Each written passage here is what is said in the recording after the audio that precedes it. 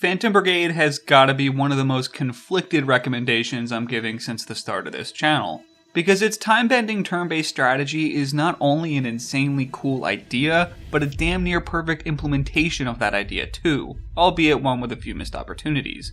But the iron-plated Achilles heel on the mech action is a lack of deliberateness and curation in its campaign, resulting in a title with some of the most unique and compelling strategy opportunities in gaming history, but no interesting encounter design to let them shine. It's ultimately still an experience worth having, but had its excellent core combat systems been elevated by everything at the periphery instead of being let down by them, it could have been timeless.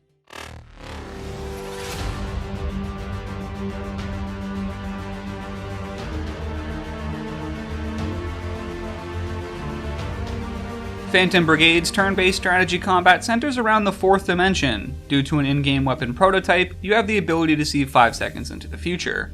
It's a premise that takes all encounters and dices them up into 5-second increments, each being one that you must meticulously plan 1 unit at a time by basing your plays off of the little enemy previews you get. Pick actions for all of your units, hit the execute button, then watch them concurrently perform the script you wrote for them. But what elevates it beyond just a gimmick is a level of required micromanagement to perform nearly anything, because even just 2 of your mechs bumping into each other can become a devastating crash, and bullet spread will ensure that friendly fire is a present threat you need to position around.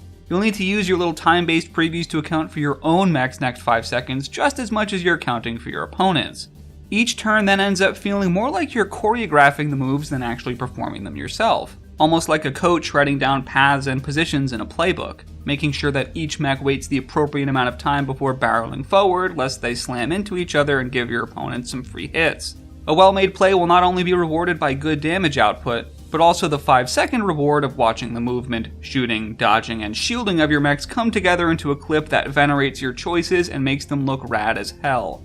It's awesome, and helping elevate the system to a higher state is just how approachable it is. Because if micromanaging a handful of mechs with a dangerous amount of lethality towards each other sounds really intense, what you'd be surprised to hear is that Phantom Brigade doesn't look to other video games for inspiration on how to perform those actions, but instead it looks to other software more generally. The central UI pillar making all of this time stuff work is the timeline. Each unit gets their own 5-second timeline that acts not unlike video editing software like Adobe Premiere. So taking a turn requires optimizing what time you're given, making sure that movement and shooting is placed ideally to account for your gun's optimal ranges.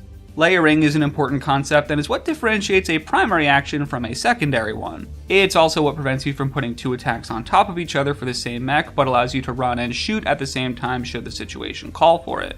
What's keeping you from just flooding this timeline with indefinite abilities is a heat recharge system. Rather than using ammo to gauge your abilities, the game unsurprisingly uses time, meaning that you need to intentionally space out attacks and dashes on the timeline, otherwise you'll overheat and take damage. The whole system comes together so well. It is divine. It manages to create the thrills of real-time combat within a turn-based system. Really, the only problems are omissions from its editing software inspirations, like the inability to copy and paste multiple actions onto the timeline simultaneously, or the fact that there's no presets or templates you can use to automate popular actions. But really the biggest one I was shocked to see wasn't here is one that I thought would have been a sure inclusion. Because anyone who's ever edited anything on a timeline before knows that there's a button in the user interface that feels way better than every other. One whose singular click ties everything together and makes the monotony of building the timeline worth it. The export button. Phantom Brigade doesn't let you watch your plays come together at the end of a mission, nor does it provide any way to save or share replays. And those seem like obvious omissions. So obvious that the developer has responded to such requests confirming that they aren't happening for technical reasons, despite how prevalent they are in community feedback. And that's a shame, because the developer clearly recognizes what they've built. They have a video on their official YouTube channel about capturing cool footage to make your own trailers. They know the game is cinematic in ways beyond how the term is superfluously thrown around in the game space normally, and it really could have used some extra features in-game to lean into that. But a few community wishlist items aren't Phantom Brigade's biggest problem. I think that would be a complete lack of authorship anywhere in its campaign. Because Phantom Brigade has a beginning, it has an ending, but everything in between is kind of just the same half-dozen encounters copy-pasted over and over to last you for 15 hours.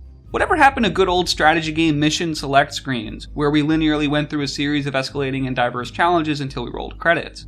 Was that so bad? because how much I wanted that was all I could think about when I was 4 hours in. What we get instead is a classic case of quantity over quality, an absolutely massive map that you'll have no desire to explore once you realize how samey and indistinct every encounter within it is. There is no design here, there is no intentionality here. You have this paint-by-numbers strategy screen where you beef up your territory, move into the next district, do enough fights until it's yours, repeat until the enemy capital district is surrounded, then move in for the final fight. That is the game, and I would trade this entire world map screen and all the seemingly limitless possibilities it provides for an actual true 12-hour campaign where there's stakes, different strategies, hell, even just bosses.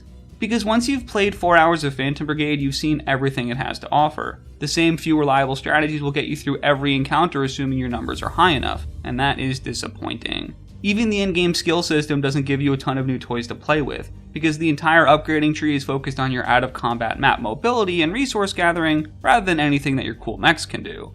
It's not being helped by the fact that there's nothing else interesting going on to mask the barrenness. There is no story, only a premise.